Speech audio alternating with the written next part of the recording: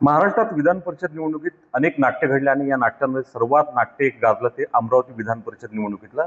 या निवडणुकीत माजी आमदार विप्लव वाजुरे यांचा उमेदवारी अर्ज फेटाळण्यात आला आणि तो फेटाळल्यानंतर जो वाद झाला तो संपूर्ण महाराष्ट्राने पाहिला. या संपूर्ण घटनेसंदर्भात आपल्यासोबत बोलण्यासाठी आहेत शिवसेनेचे उपनेते आणि माजी आमदार गोपीकिशन बाजुरे.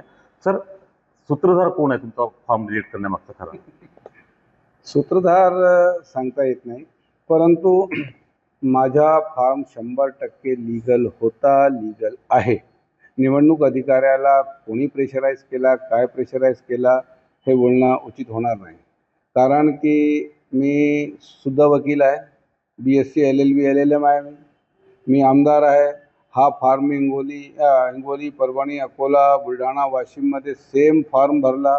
सर्व जिल्हाधिकाऱ्यांनी तो फॉर्म ॲक्सेप्ट केला.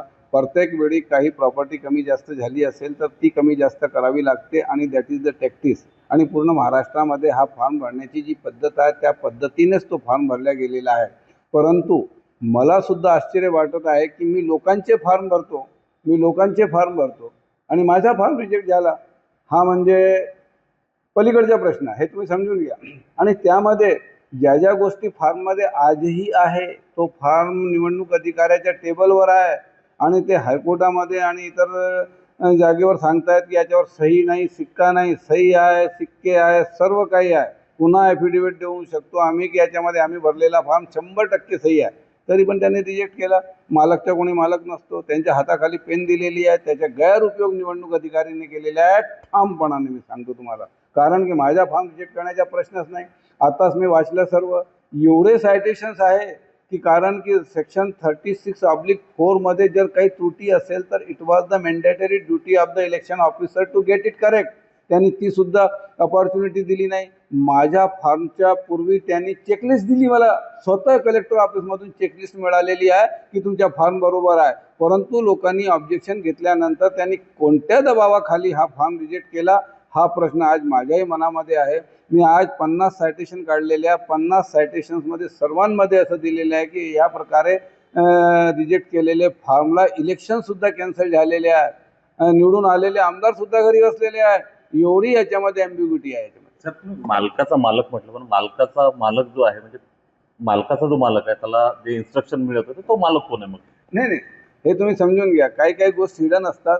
ते म्हणजे जोपर्यंत त्याला काही एव्हिडन्स नसते तोपर्यंत आपलं बोलणं बरोबर नाही. परंतु माझा फॉर्म 100% ठाम. आणि उलट तुम्हाला एक सांगू का दादा, मला त्या फॉर्मचा रिजेक्ट केल्यानंतर मी त्यांना संवैधानिक भाषामध्ये सांगितलं मला कॉपी तर द्या याची. कॉपी सकाळपासून फॉर्म म्हणजे रात्री 11 वाजेपासून कॉपी दिली नाही. थोडासा आम्ही त्याच्यामध्ये कॉपी देण्यासाठी अरेरावी थोडीफार केली की बाबा कॉपी तर द्या आम्हाला, कमीत कमी लिहून द्या तुम्ही कॉपी. 1 दिवस 2 दिवस 3 दिवस देणार की नाही देणार. त्यामध्ये त्यांनी उत्तर दिले नाही. उलट आमच्यावर गुन्हे दाखल केले की आमच्यासोबत अरेरावी केली. पहिला निवडणूक अधिकारी पूर्ण महाराष्ट्रामध्ये देशामध्ये मी असं पाहिला की असा रोखून ठेवणे, चुकीची ऑर्डर करणे हे सगळं केलेलं आहे. त्यामध्ये आता बोलणं उचित नाही. आम्ही हायकोर्टामध्ये गेलो, तिथं सुद्धा पिटिशनरी बरोबर आहे, रिस्पॉन्डंटही बरोबर आहे. तिथं 17 तारीख ठेवलेली आहे.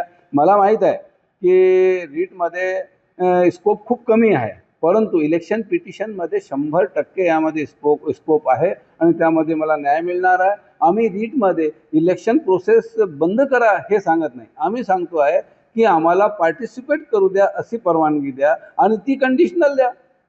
चालू केस चालू असेल तर आम्हाला परवानगी निवडणुकीसाठी न देणे हा भयंकर प्रताप अमरावतीमध्ये घडलेला आहे. का अमरावतीचे लोक जे कॅन्डिडेट्स आहेत ते घाबरत आहेत. मी तर हिंगोली परभणीमधून माझ्या मुलगा तिथून निवडून इथं निवडून येऊन राहिला. म्हणजे मला हा एक अभिमानी वाटत आहे की जर त्यांना निवडणूक लढायची असेल तर या ना मैदानामध्ये, हारू किंवा जिंकू, पण तो ते निवडणूक न लढता जे वोटर्स आहेत त्यांना भेटून त्यांचे समाधान न करता ते पंच मागे लागलेली आहे की कसं याच्या रिजेक्ट करून त्यांना अकोल्याला परत पाठवावं. महत्वाची गोष्ट अशी आहे की तुमचाच मित्रपक्ष भाजप, त्याच्यानंतर काँग्रेस आणि वंचित बहुजन तिघही तुमच्या विरोधात एकत्रितपणे लढले तुमचा फॉर्म रिजेक्ट करण्यासाठी. याबद्दल मी कोणताही कॉमेंट्स करणार नाही, कारण की माझा मुलगा स्वतंत्र इंडिपेंडेंट फॉर्म त्यांनी भरला होता. मी यावर कोणाला दोष आणि हे काही देणार नाही, कारण की तो स्वतंत्र होता. स्वतंत्रबद्दल अनेक पार्ट्यांच्या लोकांनी त्यामध्ये सर्वांनी मिळून आक्षेप घेतला आणि ज्यांनी आक्षेप घेतला त्यापैकी एक किंवा दोन लोकांनी तो विड्रॉल घेऊन घेतला. तर कशाला आक्षेप घेतला हे कळत नाही. एक शेवटचा प्रश्न विचारतो.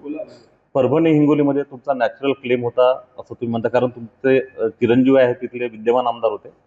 मात्र बाणाने खानाला पसंती दिली, मात्र बाजोरी यांना नाही दिली. काय नेमकं कारण काय?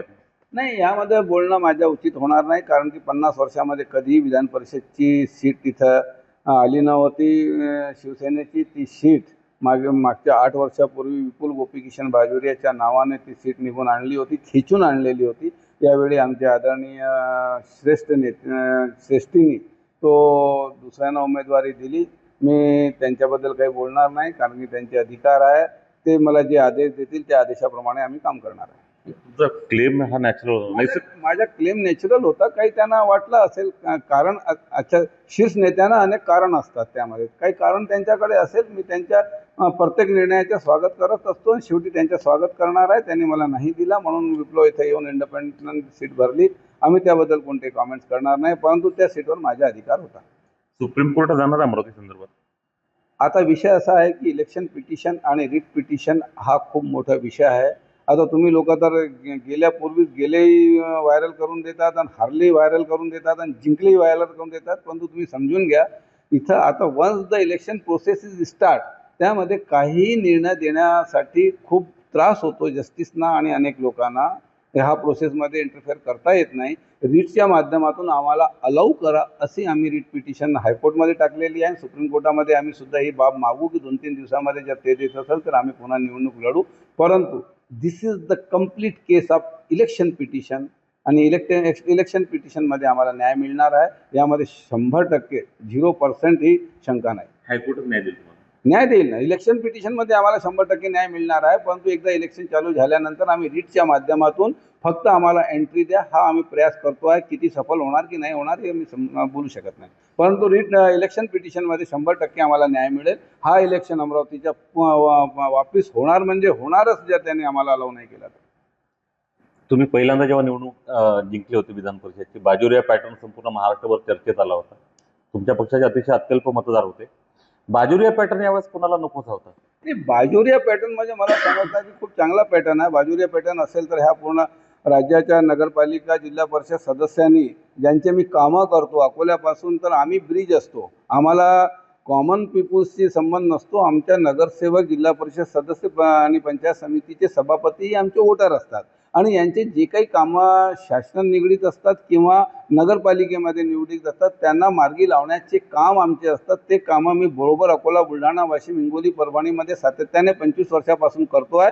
त्याचे फळ मला, तुम्हालाही वाटत असेल की हिंगोली, परभणीमध्ये जर मी विदर्भामधून मराठवाड्यामध्ये जाऊन जिंकून येऊ शकतो, तर अमरावतीमध्ये त्यांना माहीत होतं की बाजोरिया आला. म्हणजे बाजोरियांची एंट्री झाली तर निवडून येतातच हीच भीती वाटल्यामुळे अमरावतीमध्ये आपला उमेदवारी अर्ज फेटाळण्यासाठी दबाव टाकण्यात आला, असा स्पष्ट आरोप आहे तो माजी आमदार गोपीकिशन बाजोरिया यांनी केला आहे. उमेश अरोणे, ABP माझा, अकोला.